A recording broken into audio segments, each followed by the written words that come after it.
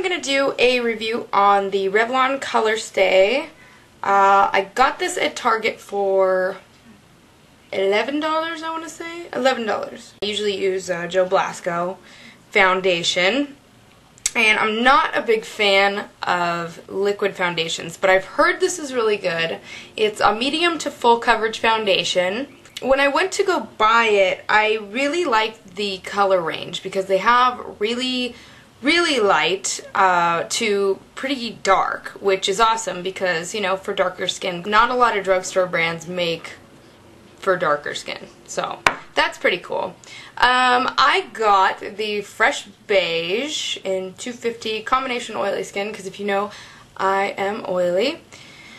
I'm going to do a little demonstration with this, but first I'm going to tell you I've been using it for about 2 weeks now.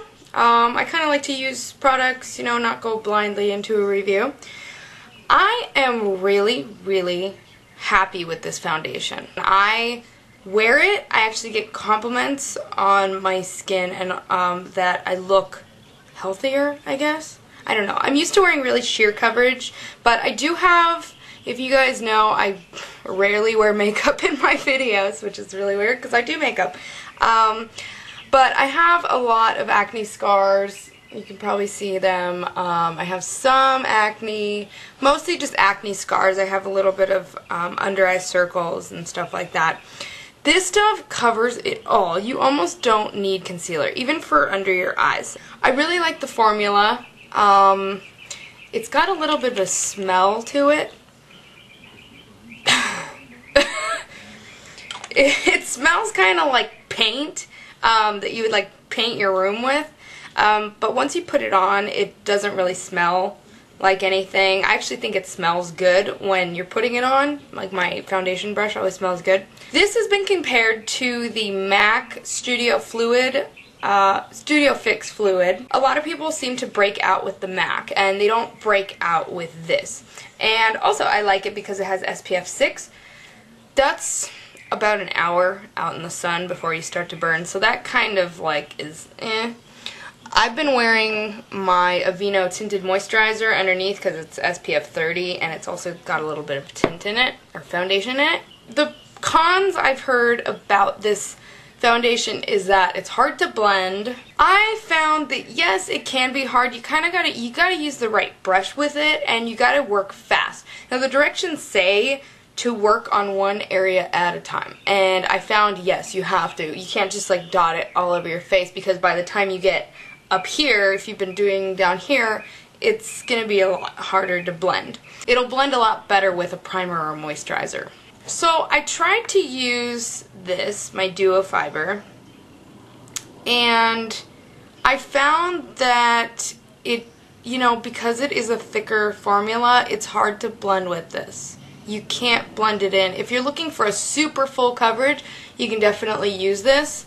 But I just stick with my regular foundation brush. I also tried it with my fingers, but that didn't seem to work. I seem to have to put on a little more than just using the brush. But other than that, and the smell, I haven't really found anything bad with it. I found it to be actually a really good foundation. And I'm not used to wearing full coverage foundation, but I found that actually it covers a lot better than what I've been using. Oh, one other con is that it doesn't have a pump. It has this just thing. What is it called? Hole in the top. I'm gonna do a demonstration as always. So it's a little bit tricky to put on, but I kind of found a way to do it. So I'm gonna show you how it looks. I'm gonna do it on this area. If you see, I have a lot of scarring. A lot of that. You gotta shake it. Really good. And what I do is just take it, get it on my finger, like that. So that I have like a little bit on my finger. Then I dot it on one area. And with this, it's better to use less at first and then go more. You might have too much and you'll start to look cakey. Also, what I do is I kind of use this as concealer.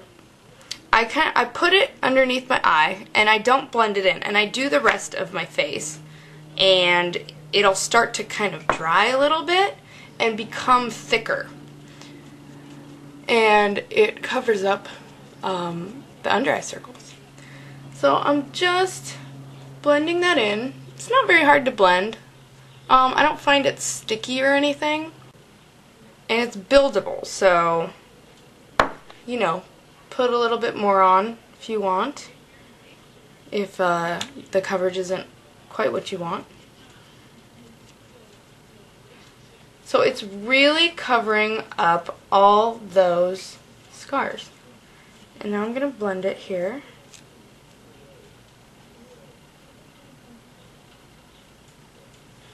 If you can see, look at that.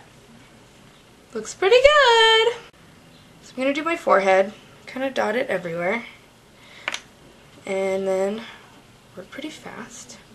I hope you guys can see this because there is a lot of difference. I'll just do my under eye area so you can see. See? Works pretty well, huh? I didn't put it on this side. If you can see, not pretty, and this is pretty pretty. Now I have a couple little blemishes that need to be concealed with that need concealer, but I mean it doesn't even look cakey at all. So I'm gonna put it on the rest of my face, and then I'm gonna come back and talk to you more about it. Okay, I've put it on my face. I'm back. Yay! No. It feels like it dries. It's not sticky or anything. It doesn't feel like there's powder on or anything. Like it's not, you know, a powder finish, but it's really nice. You really don't even have to powder.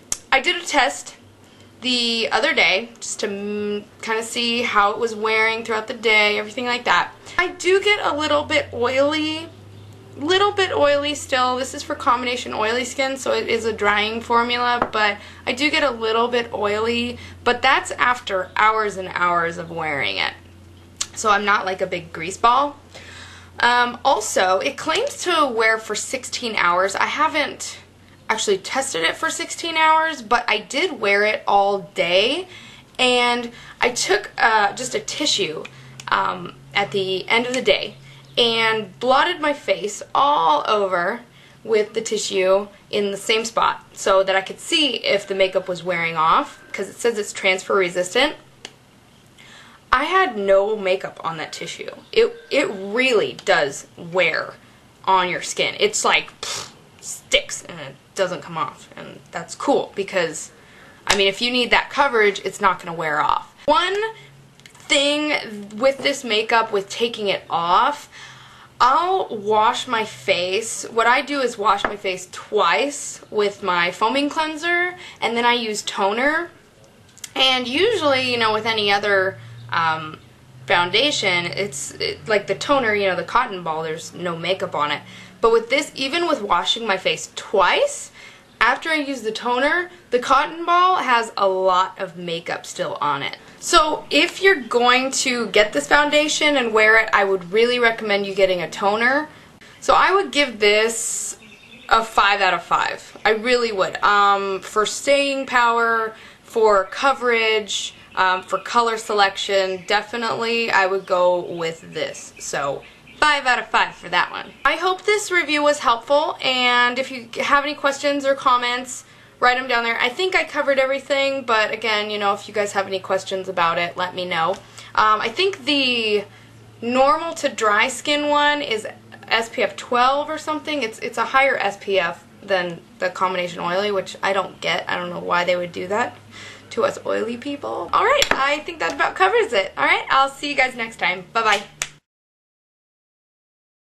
Already I'm screwing up. Nice.